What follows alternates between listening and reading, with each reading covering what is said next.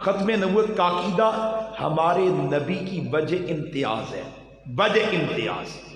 سارے نبیوں میں حضور ممتاز ہوئے ختم نبوت کے عقیدے کی وجہ سے، ساری امتوں میں امت ممتاز ہوئی خاتم النبیین کی نسبت کی وجہ سے، اور اللہ کی قسم ساری امت میں سے وہ امتی ممتاز ہو جاتا ہے جسے اللہ سرکار کی عزت، سرکار کی ذات، سرکار کی ختم نبوت کی چوکی داری کی توفیق عطا کر دیتے ہیں، وہ امتی ممتاز ہو جاتا ہے۔ آپ دور رسالت میں جائیں، مکہ میں کھڑے ہو جائیں تو آپ کو صحابہ بتائیں گے کہ ہمارا انتخاب محمد رسول اللہ سے وفاداری کی وجہ سے ہوا ہے، اور اس وفاداری کی وجہ سے ہم صحابہ میں ممتاز۔ وہ صحابی بتائے گا کہ میں صحابہ میں ممتاز ہوا نبی کی عزت کے دفاع کی وجہ سے، نبی کی ذات کی حفاظت کی وجہ سے، نبی کی ختم نبوت پر پہرے کی وجہ سے۔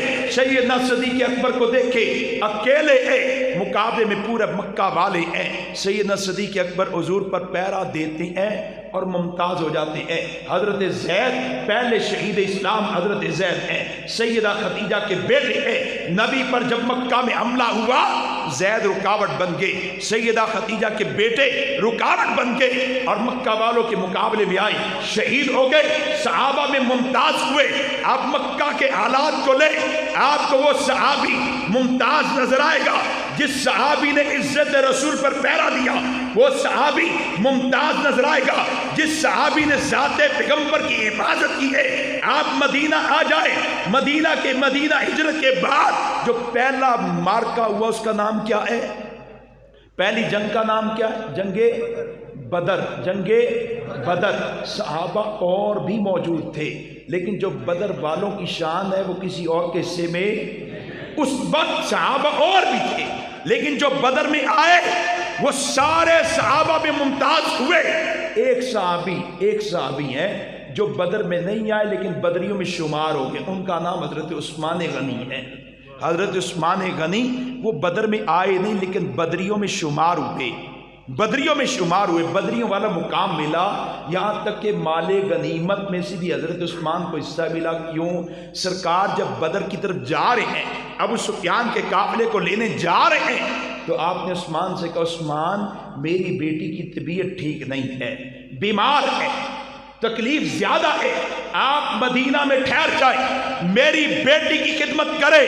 عثمان مدینہ میں ٹھہرے، نبی کی بیٹی کی خدمت کے لیے، بدر میں آئے نہیں، مدینہ میں ہے، نبی کی بیٹی کی خدمت میں ہے۔ اللہ نے نبی کی بیٹی کی خدمت اور حکم رسول کی وجہ سے مدینہ ٹھہر جانے کا بدل کیا دیا کہ بدریوں میں شمار ہوئے۔ میں کہتا ہوں نبی کی بیٹی کی خدمت کا اجر یہ ہے تو سرکار کی حفاظت کا اجر کیا ہوگا؟ سرکار کی ناموس پر پہرے کا مقام کیا ہوگا؟ ایک صحابی جو بدر میں نہیں آئے، بدریوں میں شمار ہوئے، بڑا درجہ بدریوں کا۔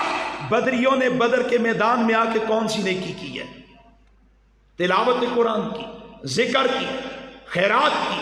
بدر میں آنے کے بعد بدریوں کی نمایاں نیکی، محمد الرسول اللہ کے ساتھ وفاداری ہے۔ یہ میدان ہے، دشمن مقابلے میں آیا، غور سے ان باتوں کو سنیے گا۔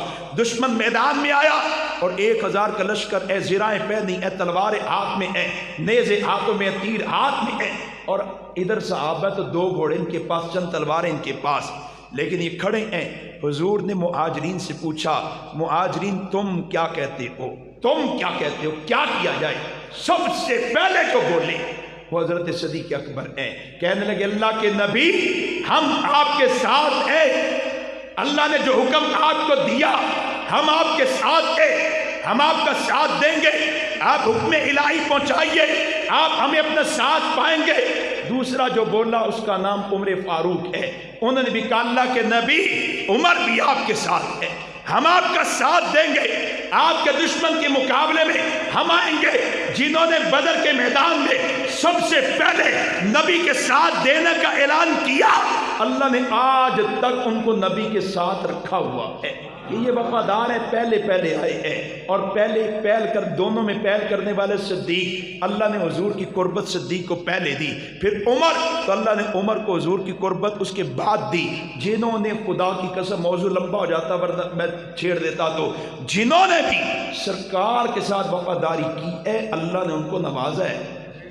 इससे बढ़कर क्या नवाजना कि अबू बकर को अपने साथ सुला लिया, उमर को अपने साथ सुला लिया, बदर के मैदान में इजहार वफादारी करने वालों को सिला दिया, क़यामत तक के लिए अपना साथ अता कर दिया। यही मैदान आपने अंसार की तरफ देखा तो हजरत साद ने कहा अल्लाह के नबी आप हमारा इरादा पूछते हैं तो सुन लीजिए, हमने आसमान वाले रब को नहीं देखा, आपने फरमा दिया मान लिया। हमने फरिश्तों को उतरते नहीं देखा, आपने फरमा दिया मान लिया।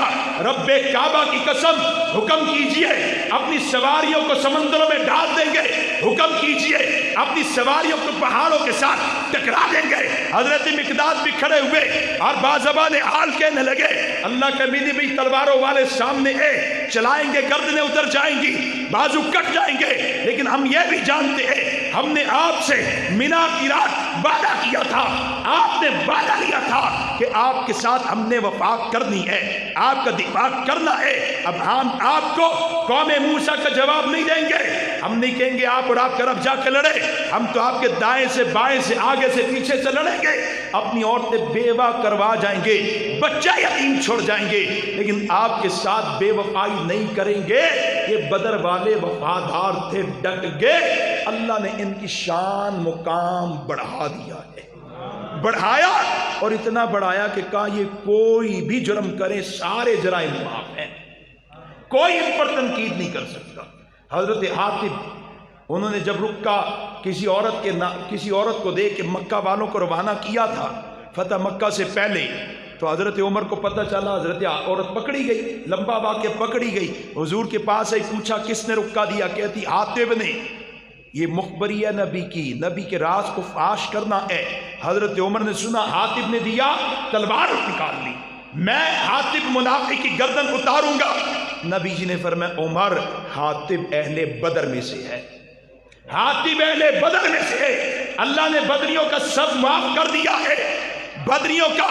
और वो कोई साजिश भी नहीं थी, मुनाफिक भी नहीं थे, मोमिन थे। बच्चा क्या थी कि वहाँ पे बच्चे रहते हैं, बीवी रहती है, नबी जी के साथ नुसरत का वादा है, मक्का तो आ गया, लेकिन मेरे बीवी बच्चे पे बच जाएं तो दो दो नफे हो जाएंगे। तो बहरहाल बदरियों की शान बढ़ गई। आप ओहद में आइए, ओहद के सारे सहाबा जान